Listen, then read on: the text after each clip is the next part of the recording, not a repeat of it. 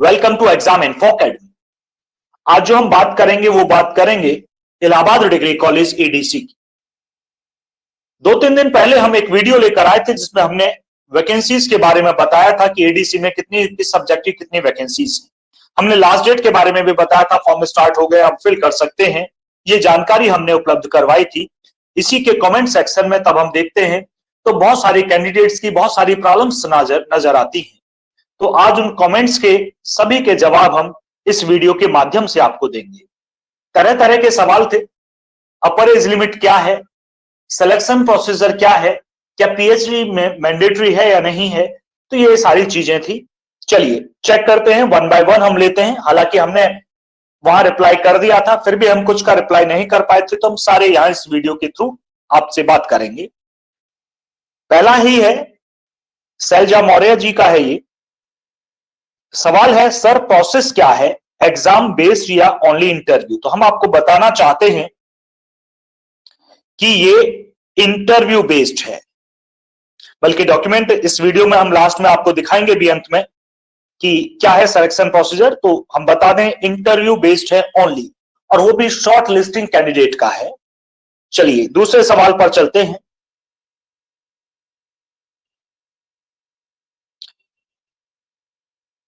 Second है, sir any vacancy इन home science? तो ये भी हम आपको बता दें कि वैकेंसीज की संख्या हम बता चुके हैं सब्जेक्ट वाइज। अगर होम साइंस नहीं आया है तो उसकी फिर वैकेंसी नहीं है। आप वीडियो को सही से देखिएगा, जो भी है उसी एडवर्टाइजमेंट से है। अगर नहीं है तो फिर नहीं है। कई सारे सब्जेक्ट्स की वैकेंसी है भी नहीं, जैसे केमिस्ट्री की भी नहीं। आगे बढ़ते हैं।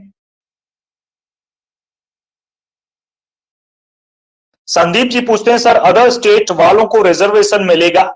तो ये हम आपको क्लियर करना चाहते हैं कि ये केंद्रीय विश्वविद्यालय है, उसका एक संगठक कॉलेज है इलाहाबाद डिग्री कॉलेज, और यूनिवर्सिटी लगती है इलाहाबाद यूनिवर्सिटी। तो सेंटर के रूल्स अप्लाई होने चाहिए। बाकी रिजर्वेशन का है तो आप आरटीआई डाल के पता कर लें या वहां जाकर पता कर लीजिएगा। हमें उसकी ज्यादा जानकारी नहीं है क्योंकि उसमें ज्यादा जानकारी दी नहीं है इंस्ट्रक्शंस।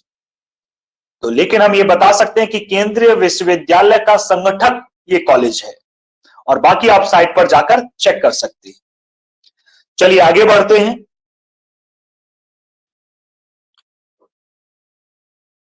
ये है एलएलबी ओडी लर्निंग। ये तो नाइंसाफ है, केमिस्ट्री में एक भी वैकेंसी नहीं है।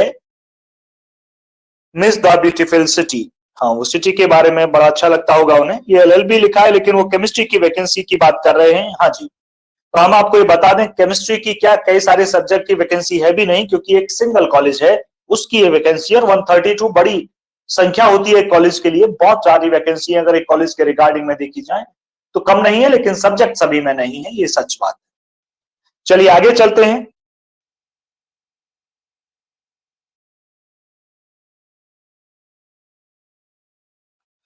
पारस यादव, सर सिलेबस क्या है? तो यादव जी हम आपको बता दें सिलेबस रिटन एग्जाम का होता है, इंटरव्यू है, तो इसका कोई सिलेबस निर्धारित नहीं होता है। आगे बढ़ते हैं। Doctor Adam, sir age limit क्या है? जी हाँ, इसके बारे में हम बड़ी सही बात करना चाहेंगे, बल्कि अब दिखाना भी चाहेंगे। जब हम इंस्ट्रक्शंस पर जाते हैं ना तो वहां अपर एज लिमिट लिखी है और ना ही वहां प्रॉपर वे में एलिजिबिलिटी दिखाई गई है। हम इंस्ट्रक्शन आपको दिखाएंगे वीडियो के अंत में, पूरा डॉक्यूमेंट दिखाएंगे क्या क्या लिखा है, ये भी पढ़कर बताएंगे। तो आप बने रहिएगा अंत तक, आप देख लीजिएगा, वहां एज लिमिट मेंशन है ही नहीं। हमें तो मिली नहीं, हो सकता है आप अगर सर्च करें तो मिल जाए, आप भी डाउनलोड कर लीजिएगा इंस्ट्रक्शंस को। आगे बढ़ते हैं। रेणु कुमारी पूछती है, सर सिलेक्शन क्राइटेरिया क्या है? तो हम जवाब दे चुके हैं, सिलेक्शन क्राइटेरिया है इंटरव्यू, और वो भी उनका शॉर्ट लिस्टिंग कैंडिडेट का। आगे बढ़ते हैं। पीएचडी जरूरी है क्या? तो एलिजिबिलिटी ये यूजीसी नॉर्म्स के हिसाब से दी गई है।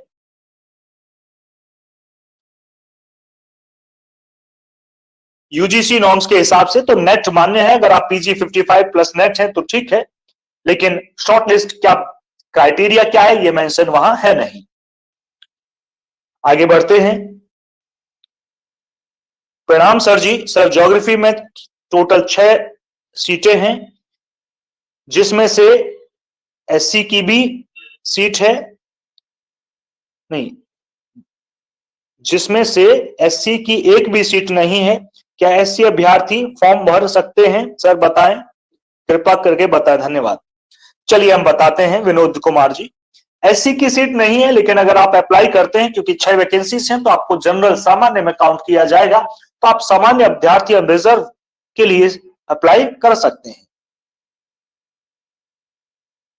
आगे हम बढ़ते हैं नेक्स्ट पेज पर।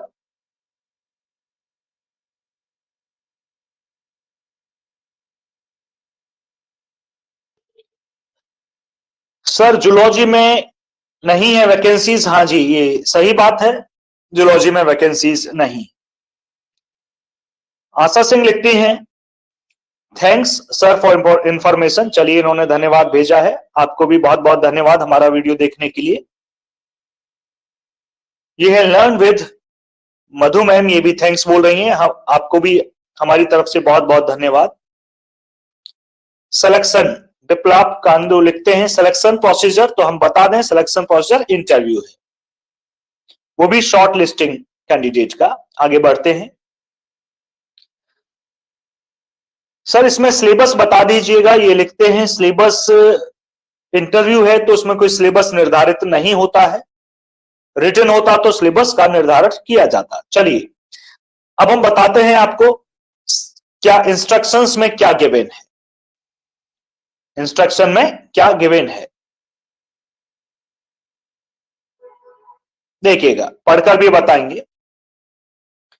Minimum educational qualification, the applicant must be fulfill the essential requirement for desired post assistant professor and college librarian and other conditions जो है वो यूजीसी रेगुलेशंस के बिहाफ पर मिनिमम क्वालिफिकेशन होनी चाहिए।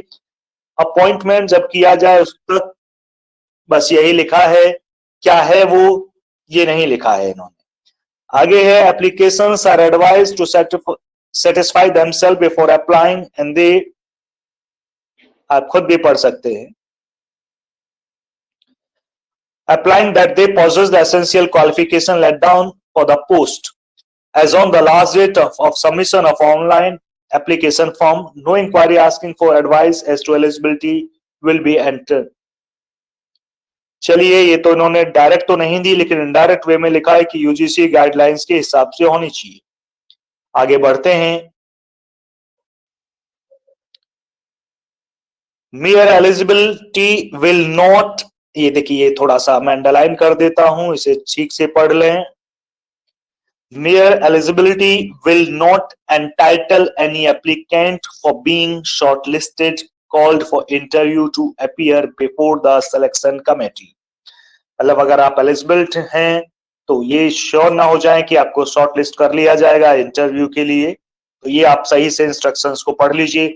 इसमें कहीं भी हमने पूरी, तो मैंने छोटा सा पार्ट लिया इंस्ट्रक्शन का, पूरी इंस्ट्रक्शंस पढ़ी लेकिन हमें अपर एज लिमिट या पूरी तरह से एलिजिबिलिटी क्लियरिटी हमें दिखाई नहीं दी। तो हम ये मानते हैं जो भी यूजीसी के हिसाब से होती है, गाइडलाइन के हिसाब से वही एलिजिबिलिटी रखी गई। तो इस वीडियो में इतना ही था, कोई और डाउट हो तो लिख के भेजिएगा, हम कमेंट्स पढ़ते हैं और रिप्लाई भी करते हैं।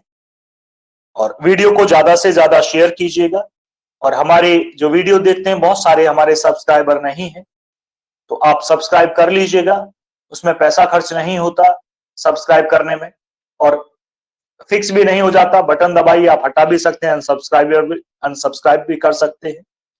तो जो वीडियो देख रहे हैं कुछ लाभ हो रहा है तो आप सब्सक्राइब कर लीजिएगा ताकि हमारा मनोबल भी बढ़ा रहे। धन्यवाद।